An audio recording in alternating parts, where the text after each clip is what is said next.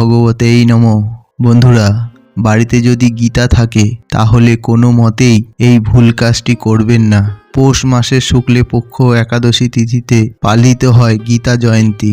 এই মোক্ষদা একাদশী হল এবছরের শেষ একাদশী, অর্থাৎ 2023 সালের একাদশী 22শে ডিসেম্বর শুক্রবার পালিত হবে গীতা জয়ন্তী। মনে করা হয় এই দিনেই শ্রীকৃষ্ণের মুখ থেকে নিঃসৃত বাণী থেকে রচিত শ্রীমদ্ ভগবত গীতা। মহাভারতের কুরুক্ষেত্রের যুদ্ধের শুরুর ঠিক আগেই অর্জুনের মনে সংশয় দূর করতে ধর্ম ও কর্ম সম্পর্কে যা উপদেশ ও পরামর্শ দিয়েছিলেন শ্রীকৃষ্ণ তাই বর্ণিত আছে গীতার পাতায়।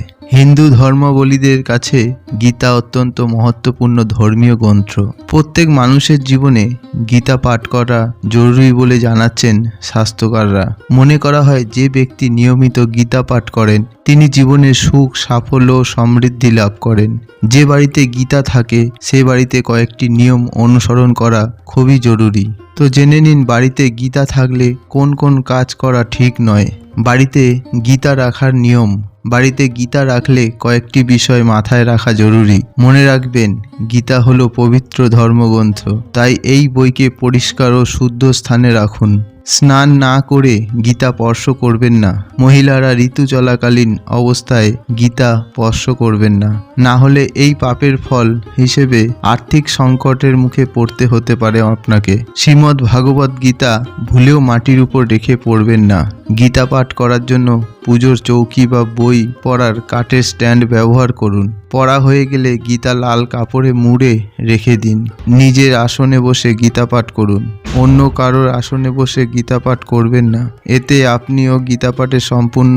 বাড়িতে গীতা রাখলে কয়েকটি বিষয় মাথায় রাখা জরুরি। মনে রাখবেন, গীতা হলো পবিত্র ধর্মগ্রন্থ, তাই এই বইকে পরিষ্কার ও শুদ্ধ স্থানে রাখুন। স্নান না করে গীতা স্পর্শ করবেন না। মহিলারা ঋতু চলাকালীন অবস্থায় গীতা স্পর্শ করবেন না, না হলে এই পাপের ফল হিসেবে আর্থিক সংকটের মুখে পড়তে হতে পারে আপনাকে। শ্রীমদ্ ভগবত গীতা ভুলেও মাটির উপর রেখে পড়বেন না। গীতা পাঠ করার পুজোর চৌকি বা বই পড়ার কাঠের স্ট্যান্ড ব্যবহার করুন। পড়া হয়ে গেলে গীতা লাল কাপড়ে মুড়ে রেখে দিন। নিজের আসনে বসে গীতা পাঠ করুন। অন্য কারোর আসনে বসে গীতা পাঠ করবেন না, এতে আপনি গীতা পাঠে সম্পূর্ণ সুফল লাভ করবেন না।